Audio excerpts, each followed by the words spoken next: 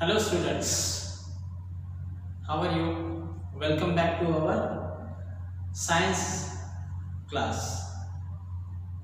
So this is the lecture number 2nd. Lecture number 2nd.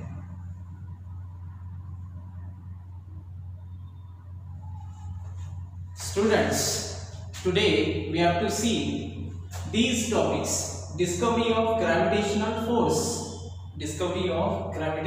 force by listening the Newton story, by reading the Newton story, by understanding the Newton story. म्हणजे न्यूटनच्या story मधून आपल्याला पाहायचं आहे की gravitational force कसा डिस्कवर झाला. Because yesterday we have seen the gravitational force. Gravitational force is an universal attractive force. Gravitational force काय आहे? Universal attractive force. बरोबर आहे, येतं लक्षात. ग्रॅव्हिटेशनल युनिव्हर्सल ग्रॅव्हिटेशनल फोर्स जो आहे तो युनिव्हर्सल अट्रॅक्टिव्ह फोर्स आहे. युनिव्हर्सल अट्रॅक्टिव्ह फोर्स आहे म्हणजे जर समजा दोन गोष्टी इथे अट्रॅक्ट होत असेल on the surface of the अर्थ, तर तशाच प्रकारचा तो अट्रॅक्टिव्ह फोर्स पृथ्वीच्या बाहेर राहील, म्हणजेच अर्थ अँड मून मध्ये सुद्धा राहील. बरोबर आहे. युनिव्हर्स मध्ये कोणत्याही दोन समजा ॲस्टेरॉइड जरी असेल तरी त्यांच्यामध्ये सुद्धा एक अट्रॅक्टिव्ह फोर्स राहील. And that attractive force is nothing but the universal gravitational force. Gravitational force हा युनिव्हर्सल आहे. युनिव्हर्स मध्ये तो अप्लाय होतो, एक्झिस्ट करतो. बरोबर आहे. तर अशा प्रकारे आपण त्याची डिस्कवरी न्यूटनच्या स्टोरी मधून पाहू. त्यानंतर आपण पाहू की न्यूटनला एक क्वेश्चन पडते की Y apple fall vertically downward and not fly horizontal direction. Not fly in horizontal direction म्हणजे तो व्हर्टिकली डाऊनवर्ड का बरं येतो, असा इकडूनच इकडे असा का बरं न्यायचा, तर हे आपल्याला पाहायचं आहे आजच्या टॉपिकमध्ये. आणि नंतरचा टॉपिक राहील लॉज ऑफ मोशन. न्यूटनचे 3 लॉज आहेत. Newton's first law of motion, Newton's second law of motion, Newton's third law of motion, असे 3 लॉज आहेत. Today we are going to see only one law of motion, that is Newton's first law of motion. तर आज आपल्याला हे topics पाहायचे आहेत. Discovery of gravitational force by Newton story. Why next topic पाहायचा why apple fall vertically downward. आणि third topic पाहायचा lodge of motion, त्यामध्ये Newton's first law of motion आपल्याला पाहायचं आहे. तर काय आहे न्यूटनची स्टोरी काय आहे? बरोबर आहे. आपण आताच पाहला आपण की ग्रॅव्हिटेशनल फोर्स जो आधीच्या लेक्चरमध्ये डिस्कस केला होता की तो युनिव्हर्सल आहे. बरोबर आहे. म्हणजे युनिव्हर्समध्ये तो एक्झिस्ट करते. कोणत्याही दोन गोष्टीमध्ये तो ग्रॅव्हिटेशनल फोर्स असतोच. बरोबर आहे. इथून जर समजा एखादी वस्तू आपण इथे धरली, बरोबर आहे, आणि अर्थ आणि त्या वस्तूमध्ये अट्रॅक्टिव्ह फोर्स आहे. बरोबर आहे. तो आपल्याला असताना दिसत नाही. बरोबर आहे. तो जास्त झाल्यावर तो ऑब्जेक्ट खाली पडतो तेव्हा आपल्याला जाणवत नाही. आपण सुद्धा we can stand on this surface. या सरफेसवर आपण स्टँड करू शकतो, उभं राहू शकतो, चालू शकतो. हे सगळं कशामुळे आहे? It is only because of earth's gravitational force. बरोबर आहे. येतं लक्षात. तर आता पाहूया आपण की याची डिस्कवरी कशी झाली. तर एक दिवस म्हटलं जाते की न्यूटन हा ॲपलच्या ट्री खाली बसलेला होता. बरोबर आहे. बसताना खूप सगळे विचार करतात, जसं आपण करतो तसं न्यूटनलाही विचार आले असेल की आता कसं होणार, लॉकडाऊन आहे. बरोबर आहे. लॉकडाऊनमध्ये कुठे फिरायला जायला नाही मिळत. बरोबर आहे. आई काय करते, आपल्याला बोलते की घरीच आहे, ट्युशनला नाही जा, किंवा मोदी सरकार आपल्याला इतकंच देत आहे, तितकंच देत आहे, हे देत नाही, ते देत नाही, पैसे नाही टाकले अजून. असे खूप सगळे विचार जसे आपल्या मनात येतात तशाच प्रकारचे विचार हे न्यूटनच्या मनात सुद्धा आले. त्यावेळेस तो विचार करत असताना सडनली काय झालं की एक ॲपल असं खाली पडलं त्याच्या अगदी डोक्यावर पडल्यावर त्या ॲपलकडे सहजच लक्ष गेलं. बरोबर आहे. त्याचं लक्ष गेलं आणि नंतर तो विचार करायला लागला की किती लागलं हा विचार नाही केला त्याने की आपल्या डोक्यावर जे पडलं ॲपल ते खालीच का बरं पडलं. ॲपल आपल्या डोक्यावर पडलं म्हणजे खालीच का बरं पडलं, ते ॲपल असं उडून का नाही गेलं याचा विचार करत गेला. आणि विचार करता करता त्याला हे त्याने वेगवेगळे अझम्पशन्स केले, गृहीत मांडले, अझम्पशन्स केले, काही थिअरीज बनवल्या, बरोबर आहे. आणि त्यामध्ये त्याने लक्षात आलं की पृथ्वी जे आहे, पृथ्वी एखादा अट्रॅक्टिव्ह फोर्स त्या ॲपलवर लावत असेल, त्या अट्रॅक्टिव्ह फोर्स लावल्यामुळे ते ॲपल पृथ्वीकडे अट्रॅक्ट होत असेल. कारण तो जो अट्रॅक्टिव्ह फोर्स आहे तो कोणत्या दिशेने असेल, towards the centre of the earth, बरोबर आहे. पृथ्वीच्या सेंटरकडे तो अट्रॅक्टिव्ह फोर्स लागत असेल, म्हणून कोणतीही वस्तू ही पृथ्वीच्या सेंटरकडे जाऊन ना फॉल होत असते, पडत असते, हे त्याला लक्षात आलं. आणि त्यानंतर हे खूप मोठी डिस्कवरी झाली की पृथ्वी त्याने पाहिलं प्रत्येक वस्तूमध्ये असं आहे का, तर प्रत्येक वस्तूमध्ये त्याला असं दिसून आलं, छोट्या मोठ्या प्रत्येक वस्तूमध्ये असं दिसून आलं की काय असते, पृथ्वीचा एक अट्रॅक्टिव्ह फोर्स असते, बरोबर आहे. त्यामुळे प्रत्येक वस्तू पृथ्वीच्या दिशेने आकर्षित झालेली असते. जसं मून सुद्धा असं फिरता फिरता एखाद्या दिवशी जीवावर आल्यासारखं, एखाद्या दिवशी बोर झाल्यामुळे असा फिरता फिरता निघून जात नाही. का बरं निघून जात नाही? कारण the moon is attracted by the gravitational force towards the centre, बरोबर आहे. जो सेंट्रिपिटल फोर्स आहे पृथ्वीकडे ओढून धरणारा, तो सुद्धा एक प्रकारचा ग्रॅव्हिटेशनल फोर्स आहे, बरोबर आहे. या ग्रॅव्हिटेशनल फोर्सची गंमत अशी आहे की या ग्रॅव्हिटेशनल फोर्समुळे पौर्णिमा आणि अमावस्या या 2 दिवशी समुद्रामध्ये भरती ओहोटी येते, पाण्याची पातळी वाढते, कधी कधी पाण्याची पातळी कमी होते. याला आपण भरती ओहोटी म्हणतो, हाय टाईड, लो टाईड. इतका जबरदस्त पॉवरफुल हा ग्रॅव्हिटेशनल फोर्स आहे. इवन हेच नाही तर सन आपल्यापासून खूप लाखो किलोमीटर दूर आहे, करोडो किलोमीटर दूर आहे, बरोबर आहे. तितक्या दूरवरून सुद्धा सनचं मास खूप जास्त असल्यामुळे तितक्या दुरून सुद्धा पृथ्वीला तो अट्रॅक्ट करून ठेवते आणि त्यामुळे पृथ्वी सुद्धा त्या सनच्या भोवती काय होते, रिव्हॉल्व होते due to that gravitational force. तर असा हा ग्रॅव्हिटेशनल फोर्स न्यूटनने बसल्या बसल्या शोधून काढला, बरोबर आहे. तो न्यूटन होता, तर न्यूटनला ते ॲपल पडल्यामुळे ते लक्षात आलं. पण आपल्यासारखं जर समजा साधारण व्यक्ती जर असता तर ॲपल पडल्याबरोबर काय केलं असतं, ॲपल पडल्याबरोबर काय केलं असतं, ॲपल खाऊन घेतलं असतं, मग विचार आला असता की एकच का बरं पडलं, बरोबर आहे. एकच का बरं पडलं, अजून पडले असते तर आपण अजून खाल्ले असते, बरोबर आहे. हा आपलं झालं. पण न्यूटनने काय डिस्कवर केला, जगाला एक नवीन प्रकारचा अट्रॅक्टिव्ह फोर्स दिला, ग्रॅव्हिटेशनल फोर्स. आणि हा फोर्स पृथ्वीवरच अस्तित्वात नाही, तर पूर्ण ब्रह्मांडामध्ये म्हणजे युनिवर्समध्ये अस्तित्वात आहे, बरोबर आहे. So let us see what are the points we have written about the gravitational force and gravitation. ठीक आहे. अशा प्रकारे आपण जे बोललो तेच याच्यामध्ये दिलेलं आहे. बघा, ग्रॅव्हिटेशन मध्ये पहिला पॉइंट दिलेला आहे, the very first point that is given here, that is the phenomena of gravitation was discovered by sir Isaac Newton. आता हे फिनॉमिना ऑफ ग्रॅव्हिटेशन फोर्स पाहिला आपण की हे एक वस्तू आहे आणि अर्थ आहे. तर अर्थ आणि ही वस्तू यांच्यामध्ये एक अट्रॅक्टिव्ह फोर्स आहे, पृथ्वीकडे अट्रॅक्ट करणारा फोर्स आहे, त्याला आपण ग्रॅव्हिटेशनल फोर्स म्हटलं, बरोबर आहे. आणि हे अट्रॅक्ट त्या फोर्सद्वारे एखादी वस्तू पृथ्वीच्या दिशेने ओढून घेण्याची जो फिनॉमिना आहे, एखादी वस्तू पृथ्वीच्या दिशेने ओढून घेण्याचा जो फिनॉमिना आहे त्याला म्हणतो आपण ग्रॅव्हिटेशन. आता पहा, ही वस्तू आणि पृथ्वीमध्ये काय असायला पाहिजे, अट्रॅक्टिव्ह फोर्स, बरोबर आहे. त्या अट्रॅक्टिव्ह फोर्समुळे ही वस्तू कुणाकडे अट्रॅक्ट करून घेतली, पृथ्वीकडे, बरोबर आहे. मग असं अट्रॅक्ट करून घेण्याचा जो फिनॉमिना आहे त्याला म्हणतो आपण ग्रॅव्हिटेशन. ग्रॅव्हिटेशनल फोर्सद्वारे एखादी वस्तू अर्थकडे अट्रॅक्ट करून घेण्याचा जो फिनॉमिना आहे त्याला म्हणतो आपण phenomena of gravitation. The phenomena of gravitation was discovered by Sir Isaac Newton. कोणी डिस्कवर केला होता, सर आयझॅक न्यूटन. मग आपल्याला students, we know that the gravitation was discovered by sir Isaac Newton. Sir ही पदवी आहे, बरोबर आहे. दिस इज द डिग्री आणि त्याला म्हणू शकतो आपण पदवी दिली जाते. जसं आपल्याकडे पदवी दिली जाते, कोणती पदवी दिली जाते, श्रीमंत, श्री, बरोबर आहे. अशा प्रकारची पदवी ही आहे सर आयझॅक न्यूटन. बरोबर आहे. तर मग आपला एक पहिला पॉइंट झालाय, the phenomena of gravitation was discovered by sir Isaac Newton. The phenomena of gravitation was discovered by sir Isaac Newton. Isaac Newton यांनी हा फिनॉमिना डिस्कवर केला होता. त्यानंतर second point, he discovered the gravitational force.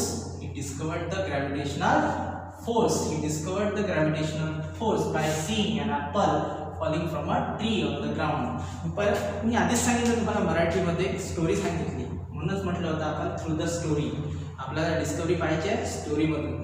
तर आपण काय सांगितलं होतं की न्यूटन खाली बसले होते आणि त्यांच्या डोक्यावर एक ॲपल ट्रीवरून एक ॲपल त्यांच्या डोक्यावर पडलं आणि डोक्यावर पडल्यामुळे त्यांचं सडनली लक्ष गेलं की ॲपल पडलं आहे. त्यानंतर त्यांना विचार आला की ॲपल का बरं पडलाय.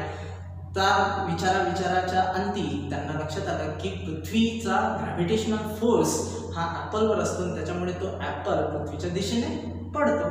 अशा प्रकारे त्यांनी त्या इन्सिडेंटमध्ये काय डिस्कवर केलं, gravitational force by seeing an apple falling from a tree on the ground. नंतर नेक्स्ट पॉइंट आहे की वंडर्ड, त्यांना आश्चर्य झालं. He wondered why apple fall vertically downward. तर इथे क्वेश्चन विचारला जाऊ शकतो, हाच क्वेश्चन विचारला जाऊ शकते की why apple fall vertically downward. Vertically म्हणजे असा, वर्टिकली डाउनवर्ड म्हणजे वरून खालीच का बरं पडतो.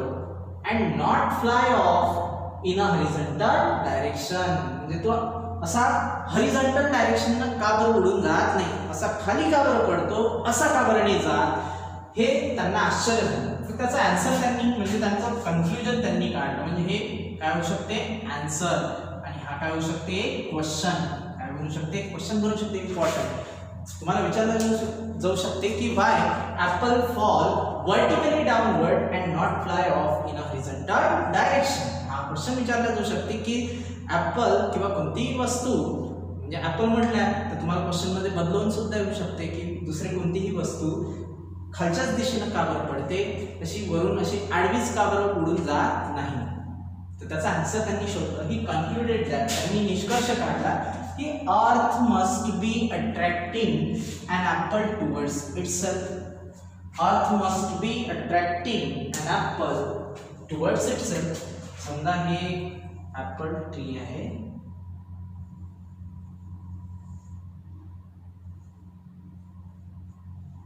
हे न्यूटन सर आहे, बरोबर आहे. दिस इज ॲपल. तर आणि ही आपली हे अर्थ. दिस इज अर्थ. ही अर्थ आहे. मग हे ॲपल असं सरळच का बरं पडते, असं आडवं उडून का नाही जात. तर त्यांनी मग त्याचं कन्फ्युजन काढलं की the earth must be attracting. ही जी अर्थ आहे ती या ॲपलला अट्रॅक्ट करत असेल, खाली अट्रॅक्ट करत असेल याला, बरोबर आहे. Earth must be attracting an apple towards itself. म्हणून पाहायचं answer, earth must be attracting an apple towards itself. Earth must be attracting an apple towards itself. म्हणता येईल आपल्याला, earth must be attracting an apple towards itself. And this attractive force must be towards the centre of the earth. This attractive force must be towards the center of the earth. बरोबर आहे. Earth must be attracting an apple towards the earth. बरोबर आहे. The earth must be attracting an apple towards itself, and this attractive force must be towards the center of the earth. हा जो attractive force आहे हा कोणाच्या डायरेक्शनला असायला पाहिजे, towards the centre of the अर्थ. Towards the centre of the अर्थ म्हणजे हा अट्रॅक्टिव्ह फोर्स पृथ्वीच्या सेंटरच्या दिशेने असायला पाहिजे, बरोबर आहे. पहिला पॉइंट होता earth must be attracting the apple towards itself, and this attractive force must be towards the centre of the earth. त्यानंतर तिसरं काय म्हटलंय, the direction from the apple on the tree to the centre of the earth is the vertical direction. बरोबर आहे. the direction from the apple on the tree to the center of the earth is the vertical direction. आणि हे जे direction आहे ऍपलची direction पृथ्वीच्या सेंटरच्या direction आहे. बरोबर आहे. हे जे अट्रॅक्टिव्ह फोर्सची जे डायरेक्शन आहे बरोबर आहे ती कोणाच्या दिशेने आहे, towards the centre of the earth. बरोबर आहे. आणि ती वर्टिकल डायरेक्शन आहे and is the vertical direction. बरोबर आहे. परत पहा, द डायरेक्शन फ्रॉम द ऍपलची डायरेक्शन जो की ऍपल ट्रीवर आहे, the direction from the apple on the tree to the centre of the earth is the vertical direction. कोणती डायरेक्शन आहे, वर्टिकल डायरेक्शन आहे. and therefore apple from vertically downward. Vertical direction ला attractive force आहे. बरोबर आहे.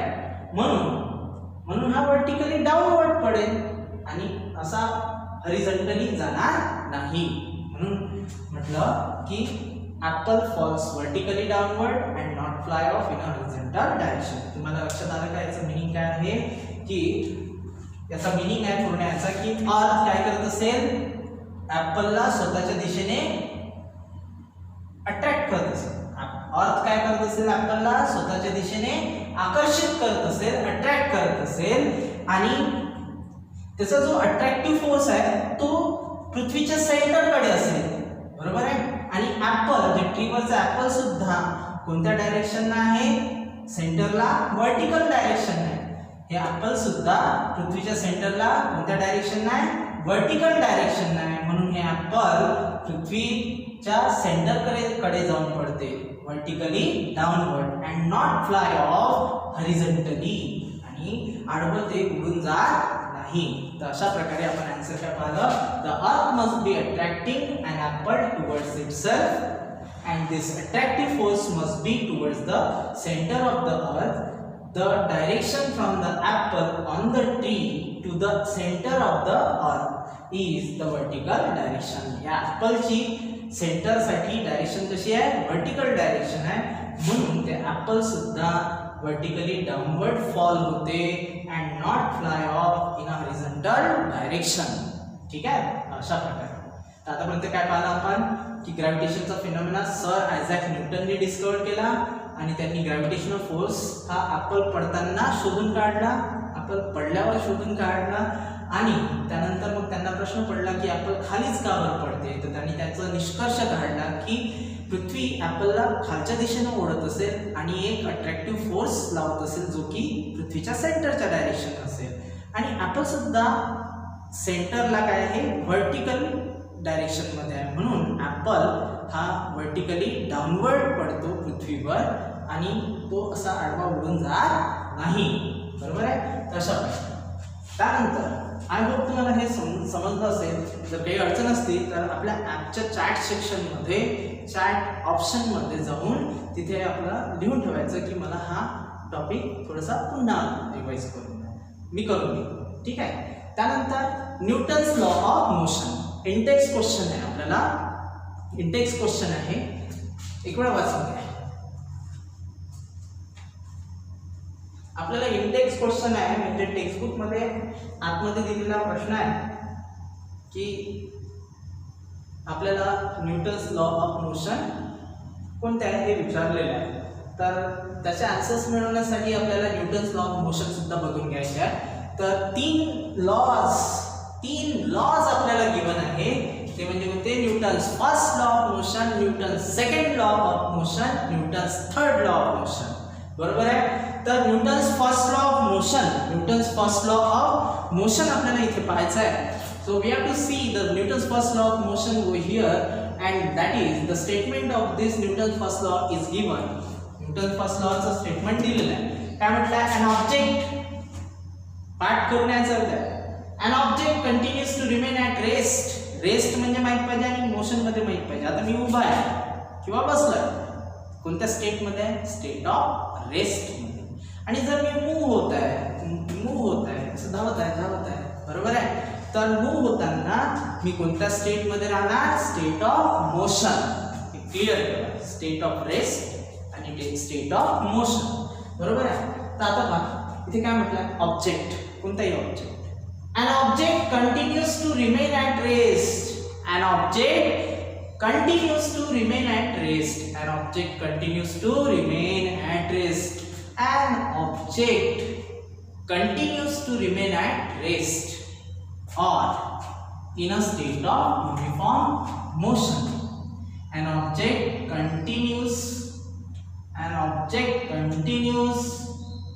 An object continues. An object continues to remain at rest or in a state of uniform motion. इतकं म्हणून पहा, an object continues to remain at rest. An object continues to remain at rest or in a state of uniform motion. An object continues to remain at rest. An object continues to remain at rest or in a state of uniform motion. Or in a state of uniform motion. एवढ्याचा meaning पाहून घेऊ. An object continues to remain at rest or in a state of uniform motion. एवढ्याचा meaning पाहून घेऊ. कोणत्याही ऑब्जेक्टची काय tendency असते की रेस्ट मध्ये आहे तर रेस्ट मध्ये राहण्याची, बरोबर आहे, आणि मोशन मध्ये आहे तर मोशन मध्ये राहण्याची काय असते, त्याची टेंडन्सी असते. जेव्हापर्यंत त्याला एक्सटर्नल अनबॅलन्स फोर्स त्याच्यावर अप्लाय होत नाही, ऍक्ट होत नाही, लावल्या जात नाही, बरोबर आहे. येता लक्षात. फॅन सुरू करून ठेवा, कोणत्या मोशन मध्ये राहील? बरं पहिले बंदच ठेवा. आता बंद आहे फॅन सपोज, तर तो बंदच राहील. तुम्ही आजही या, उद्या या, कधी या, 1 वर्षाने या किंवा पुढच्या जन्मातही जर पाहिलं आपण तर फॅन काय राहील? स्टॉप राहील, स्टेट ऑफ रेस्ट मध्ये राहील, चालू होणार नाही. केव्हापर्यंत? जेव्हापर्यंत आपण बटन ऑन करणार नाही आणि त्याला इलेक्ट्रिक करंटचा एक शॉक देणार नाही, एक फोर्स लावणार नाही, तोपर्यंत तो स्टेट ऑफ रेस्ट मध्ये राहील, बरोबर आहे. स्टेट ऑफ रेस्ट मध्ये राहील. समजा एखादा फुटबॉल आहे, ठेवलेला आहे, तो तसाच्या तसाच राहील, बरोबर आहे, हलणार नाही, डुलणार नाही. आपण उद्या आलो तरी तो तसाच राहील, बरोबर आहे. पण केव्हापर्यंत राहील? Unless an external unbalance force acts on it. जोपर्यंत आपण त्याला फोर्स लावत नाही तोपर्यंत तो तसाच राहील, तिथेच राहील, बरोबर आहे. हे त्या ऑब्जेक्टची टेंडन्सी असते जो रेस्ट मध्ये असते. आणि जो मोशन मध्ये असते तो त्याचं काय, बरोबर आहे. जर समजा हा फॅन आहे, बरोबर आहे, हा चालू केला आणि चालू आहे, चालू आहे, तर तोपर्यंत चालू राहील. तो केव्हापर्यंत चालू राहील? आन्सर येऊन राहिला तुम्हाला. केव्हापर्यंत चालू राहील? केव्हापर्यंत चालू राहील? तो तेव्हापर्यंत चालू राहणार जेव्हापर्यंत अनबॅलन्स एक्सटर्नल फोर्स ऍक्ट होत नाही. म्हणजे इलेक्ट्रिसिटीच्या स्वरूपात त्याला एक फोर्स आपण त्याच्यावर लावत नाही तोपर्यंत तो स्टॉप होणार नाही. म्हणजे an object continues to remain at rest or in a state of uniform motion along a straight line, unless an unbalanced external force acts on it. Unless an external unbalanced force acts on it. बरोबर आहे. म्हणजे इथे पहा diagrammatically, जर समजा एखादा ball आहे तो कोणत्या स्टेट मध्ये आहे? ऍट रेस्ट पोझिशन मध्ये आहे, म्हणजे स्टेट ऑफ रेस्ट मध्ये आहे, बरोबर आहे. केव्हापर्यंत राहील? तो कधीपर्यंत राहू शकते? जोपर्यंत आपण त्याला एक फोर्स लावत नाही, अनबॅलन्स फोर्स, एक्सटर्नल म्हणजे बाहेरून लावलेला, त्याच्यामधला नाही, एक्सटर्नल अनबॅलन्स फोर्स जोपर्यंत लावत नाही, बरोबर आहे. अनबॅलन्स का बरं म्हटलं? कारण इकडून 0 फोर्स आहे आणि इकडून 50 न्यूटन इतका फोर्स आहे. सपोज बॅलन्स आहे का? नाही. बॅलन्स केव्हा म्हटलं असतं की इकडूनही फोर्स लावला, इकडूनही फोर्स लावला आणि तो 50 न्यूटन आहे, तर 50 इकडून आणि 50 इकडून म्हणजे सारखा झाला, त्याला बॅलन्स फोर्स म्हणतो आपण. पण आता काय झालं, या ऑब्जेक्टवर जो की स्टेट ऑफ रेस्ट मध्ये आहे त्याच्यावर आपण एक एक्सटर्नल फोर्स अप्लाय केला, बरोबर आहे. अनबॅलन्स फोर्स आहे, तो फोर्स लावल्यामुळे काय होईल? आता हा ऑब्जेक्ट रेस्टमध्ये राहणार नाही. बरोबर आहे, रेस्टमध्ये राहणार नाही, तो कशामध्ये जाईल, मोशनमध्ये येऊन जाईल. Along a straight line, along a straight line. बरोबर आहे. आता दुसरं, समजा एखादा बॉल असा थोडा थोडा थोडा थोडा काय आहे, मोशनमध्ये, असा मोशनमध्ये आहे. ठीक आहे. केव्हापर्यंत मोशनमध्ये राहील, हा केव्हाही पर्यंत राहू शकते मोशनमध्ये, पण केव्हापर्यंत मोशनमध्येच राहील, जेव्हापर्यंत त्याला एक stopping force, unbalance external force आपण लावत नाही, तोपर्यंत हा स्टॉप होत नाही. तुम्हाला माहित आहे, बॅट्समॅननं मारलेला बॉल मोशनमध्ये येते, युनिफॉर्म मोशनमध्ये येते, पण तो केव्हापर्यंत येते, जेव्हापर्यंत आपण त्याला असा एक्सटर्नल अनबॅलन्स फोर्स लावत नाही तोपर्यंत. किंवा असा खालून जरी आला ग्राउंडवरून, तर आपण त्याला पकडतो, म्हणजे काय लावतो, त्याला एक्सटर्नल अनबॅलन्स फोर्स लावतो. येतं लक्षात. मग त्या फोर्समुळे तो मोशनमध्ये असलेला ऑब्जेक्ट रेस्टमध्ये येऊन जाते. बरोबर आहे. मग याच्यावर लक्षात आलं असेल आपल्याला की कोणताही ऑब्जेक्ट हा कशामध्ये राहते, रेस्टमध्ये असेल तर रेस्टमध्येच राहते, किंवा मोशनमध्ये असेल तर मोशनमध्येच राहण्याचा प्रयत्न करते, तोपर्यंत जोपर्यंत आपण त्याला काय लावत नाही, एक्सटर्नल अनबॅलन्स फोर्स त्याच्यावर लावत नाही, तोपर्यंत तो रेस्टमध्ये असेल तर रेस्टमध्ये राहते, आणि मोशनमध्ये असेल तर मोशनमध्ये राहते. बरोबर आहे. येतं लक्षात. आपल्याकडे गणपती बसल्यानंतर तो हलते डुलते का नाही, म्हणजे तो रेस्टमध्ये आहे. पण केव्हापर्यंत रेस्टमध्ये आहे, जोपर्यंत त्याला आपण उचलून असं त्याचं विसर्जन करत नाही तोपर्यंत. बरोबर आहे. अशी प्रत्येक वस्तू आहे, चेअर आहे, टेबल आहे, एखादा स्टोन आहे, किंवा आपणही बसलो तर तोपर्यंत आपण बसलोच राहतो किंवा रेस्टमध्ये राहतो, जोपर्यंत एक्सटर्नल अनबॅलन्स फोर्स लागत नाही. म्हणून न्यूटनचा फर्स्ट लॉ काय म्हणते की कोणतीही वस्तू ज्या अवस्थेत असेल त्याच अवस्थेत राहण्याचा प्रयत्न करते, तोपर्यंत तो प्रयत्न करते जोपर्यंत त्याला एक्सटर्नल अनबॅलन्स फोर्स ऍक्ट होत नाही. कोणता दुसरा बाहेरचा एखादा फोर्स जोपर्यंत लागत नाही, तोपर्यंत वस्तू जर रेस्टमध्ये असेल तर रेस्टमध्ये राहील, आणि जर मोशनमध्ये असेल तर मोशनमध्ये राहण्याचा प्रयत्न करेल. येतं लक्षात. An object, बघून घ्या, an object continues to remain in a state of rest or in a state of uniform motion unless an external unbalanced force acts on it. बरोबर आहे. तर अशा प्रकारे Newton's first law of motion आपण पाहतो. येतं लक्षात. तर स्टुडंट्स, हे आपलं सेकंड लेक्चर होतं. याच्यामध्ये जर काही डिफिकल्टी असली तर लेट मी नो, मला सांगा तुम्ही, मी त्या सॉल्व करेल. तो टॉपिक पुन्हा घेऊ आपण, no problem. And you just don't worry and make yourself sure that you are going to learn deeply and you will understand better way. बरोबर आहे. तर अशा प्रकारे तुम्हाला काही अडचणी असल्या तर मला सांगा, आणि share this classes to maximum student to whom you know, ज्यांना तुम्ही ओळखता त्यांच्यापर्यंत पोहोचवा. बरोबर आहे. Thank you so much. Take care.